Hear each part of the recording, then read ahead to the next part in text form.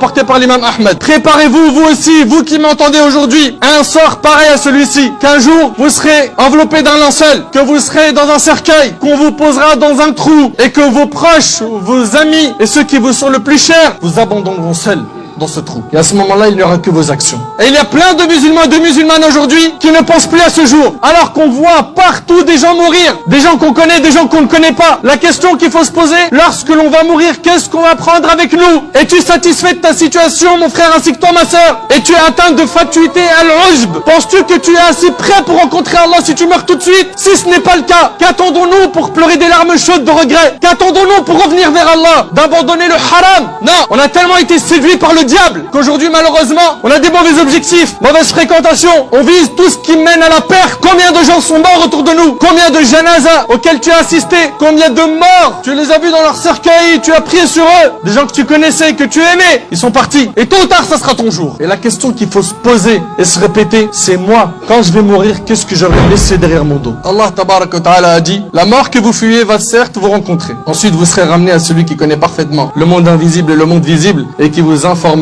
alors de ce que vous faisiez. Les péchés en secret, quand tu étais seul avec ton smartphone ou avec ton ordinateur, quand tu étais enfermé dans ta chambre. Les péchés en public que tu faisais et tu te vantais de les faire. Et aujourd'hui on a des gens qui se vantent de faire des péchés, c'est-à-dire qu'ils désobéissent à Allah et il en est fier et il montre ça aux gens. Et il gonfle ses muscles en faisant cela. En faisant cela on dit c'est un homme, il cartonne, il a réussi dans sa vie. On dit ça de qui? De gens qui sont en train de suivre le diable aveuglement. Wala hawla wala quwwata illa billah.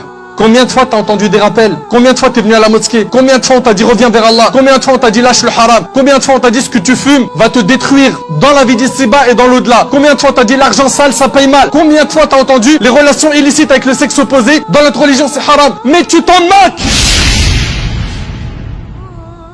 Jusqu'à ce que la mort frappe à ta porte. Et là, c'est trop tard. C'est trop tard. Certains diront, Seigneur, fais-moi revenir sur terre, afin que je fasse du bien dans ce que j'ai délaissé. Donne-moi une nouvelle occasion de me racheter, Allah. La réponse, qu'Allah, tu ne l'auras pas. Tu ne l'auras pas. Tu avais cette opportunité, cette vie dans ta dunya, pour profiter justement et faire des bonnes actions. Tu as détruit ta vie par les mauvaises fréquentations, par le fait de pourrir ton âme, l'user dans les péchés. Ce que les gens ne comprennent pas, c'est qu'une vie loin d'Allah, c'est une vie amère, dure. Tu vas manger des épreuves qui sont douloureuses, qui sont des punition de la part d'Allah tabaraka wa ta'ala. Allah tabaraka wa ta'ala nous dit, l'homme pense-t-il qu'on le laissera sans obligation à observer? Tu penses que tu as été créé comme ça pour rien? Manger, boire, dormir, et puis dire à tes amis, demain on fait quoi? Ta vie elle se limite à ça? Ta connexion avec la mosquée, ta connexion avec le Coran, ta connexion avec la prière, les 5 prières, ta connexion avec Allah, avec tes parents, avec le bon comportement, avec la sunna du prophète sallallahu alayhi wa sallam. Où est-ce qu'elles sont toutes ces connexions? Tu les as coupées, t'as plus de raison.